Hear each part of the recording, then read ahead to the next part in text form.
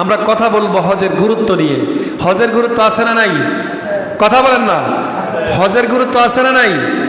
ইসলামের ব্যানা হচ্ছে 5টা। কয়টা? এই 5টার ভিতর হজ আছে না নাই? সবাই কথা বলেন। ইসলামের 5 ব্যানার ভিতর হজ আছে না নাই? আছে।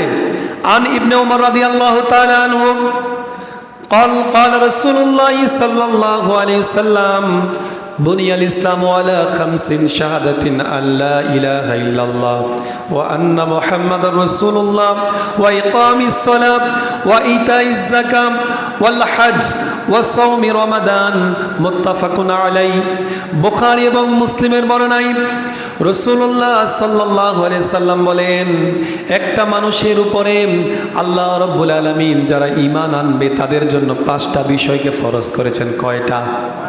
কয়টা বিষয় ফরজ করেছেন? 1 নাম্বার হচ্ছে যে ব্যক্তি ঈমান আনবে তার প্রথম হচ্ছে তাকে কালিমা পড়তে হবে। কালিমা পড়ার পর ওয়াইকামিস সালাত, তাকে নামাজ আদায় করতে হবে। ওয়া ইতাইজ যাকাত, তাকে যাকাত প্রদান করতে হবে। ওয়াল হজ, তাকে হজ আদায় করতে হবে। ওয়া সাওমি রমাদান, তাকে রমজানের রোজা রাখতে হবে। এখন এই হজের বিষয়টা কখনো 4র্থ নম্বরে বলেছেন, কখনো আবার 5ম নম্বরে বলেছেন, কিন্তু এই 5টা বিষয়ের একটা বিষয় যদি কেউ ছেড়ে দেয় সে কখনো ঈমানদার থাকার কোনো সুযোগ নাই। এই 5টা বিষয় আপনাকে মানতেই হবে। একটা মানুষ যদি ঈমান আনেন তাহলে 5টা বিষয়ের একটা বিষয়ের সাজার সুযোগ নাই। আল্লাহ সুবহানাহু ওয়া তাআলা 5টা বিষয়কে ফরজ করেছেন। এখন কেউ নামাজ পড়লো, রোজা রাখলো, ঈমান আনলো, কিন্তু তার উপরে হজ ফরজ হয়েছে, যাকাত ফরজ হয়েছে, সে হজও করলো না, যাকাতও দিল না, তাহলে এই যে তার উপরে হজটা ফরজ হয়েছে সে যে হজ করলো না, তাহলে হজের যে ফরজিয়াত সেটা কি আদায় হলো? কথা কন না। কারোর উপর যে হজ ফরজ হয়েছে যদি সে হজ আদায় না করে তাহলে হজের ফরজিয়তকে আদায় হবে? তাহলে বোঝা গেল একটা মানুষ নিজেকে মুসলমান দাবি করতে হলে 5টা জিনিস লাগবে। এই 5টা হচ্ছে ভিত্তি, মূল। যারা হচ্ছে ধনাঢ্য ব্যক্তি তাদের জন্য 5টা, আর যারা হচ্ছে গরিব, যারা ফকির, যারা অল্প পয়সাওয়ালা তাদের জন্য হচ্ছে 3টা। 1 নাম্বার হচ্ছে কালিমা, নামাজ এবং রোজা।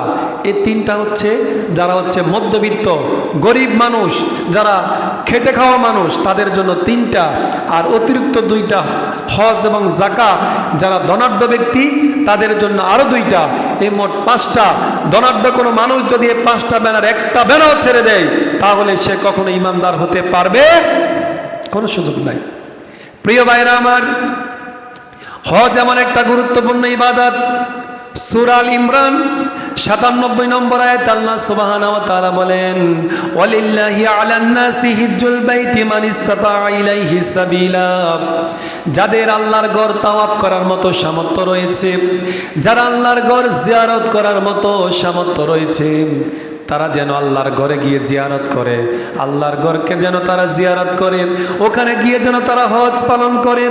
ওমান কাফারা, আর কেউ যদি এই হজকে অস্বীকার করে, কেউ যদি এই হজকে ছেড়ে দেয়, আল্লাহর এই বিধানটাকে যদি কেউ নিজের মন মতো করে না নেয়, ফা ইন্নাল্লাহা গানিয়ুন আনিল আলামিন।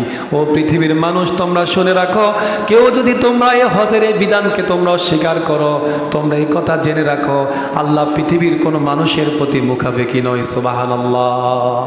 তাহলে হজ করলে আমাদের লাভ নাকি আল্লাহর লাভ? লাভ কার? হজ করলে আমার না আল্লাহর? তাহলে আল্লাহ বলছেন যারা তোমরা হজ করার সামর্থ্য রয়েছে, যারা বাইতুল্লাহকে প্রদক্ষিণ করার মতো, বাইতুল্লাহকে জিয়ারত করার মতো, বাইতুল্লাহ যাওয়ার মতো যাদের সুযোগ রয়েছে, তোমরা বাইতুল্লাহ গিয়ে হজ আদায় করো। যারা এই হজকে অস্বীকার করবে, ছেড়ে দিবে, তাদের প্রতি আল্লাহ কখনো মুখাপেক্ষী। বোঝা গেল হজ করলে আমারই লাভ, আপনারই লাভ, আল্লাহর এখানে কোনো লাভ নাই।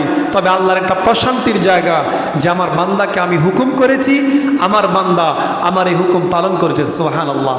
আল্লাহর কাছে এটাই ভালো লাগে যে বান্দাকে আমি আদেশ করেছি, বান্দা আমার এই আদেশকে গ্রহণ করেছে। এটাই হচ্ছে আল্লাহর কাছে ভালো লাগার জায়গা। আবু হুরায়রা রাদিয়াল্লাহু তাআলা আনহু বলেন, মুসলিম শরীফের বর্ণনায় রাসূলুল্লাহ সাল্লাল্লাহু আলাইহি সাল্লাম বলেছেন, আইয়ুহান নাস ক্বাদ ফারাদাল্লাহু আলাইকুমুল হজ, হে ঈমানদারগণ, তোমাদের উপর আল্লাহ রাব্বুল আলামিন হজ ফরজ করেছেন। ফাহুজ্জু, তোমরা হজ আদায় করো।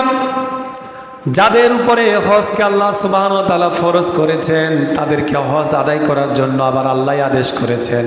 এখন যদি কারো উপর হজ ফরজ হলো, ফরজ হওয়ার পরে ওই ব্যক্তিটা যদি হেলাই ফেলাই সময় কাটালো কিন্তু সে হজ পালন করলো না, এখন যদি হেলাই ফেলাই আপনি সময় কাটিয়ে দেন, আপনার উপর হজ ফরজ হয়েছে, তখন আল্লাহর কি ভালোবাসা আপনি অর্জন করতে পারবেন? আল্লাহর ভালোবাসা পাবেন আপনি? পাবেন না। কারণ হজ ফরজ করেছেন আল্লাহ, আবার হজ আদায় করার জন্য আপনাকে বলেছেন।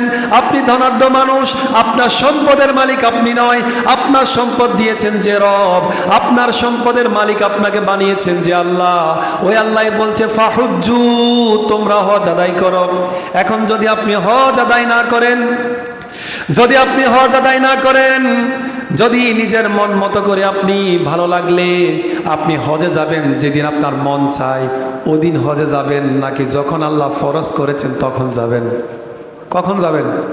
যে আপনার মন যখন চায়, এই ব্যবসা বাণিজ্য, ছেলে মেয়ে, বিয়ে শাদি, এই নায়নাত করে বড় হয়েছে, সব শেষ করে যখন আর কোনো কাজ থাকে না তখন কয় চল একটু ঘুরে আস। এটার নাম হজ? এটার নাম হজ?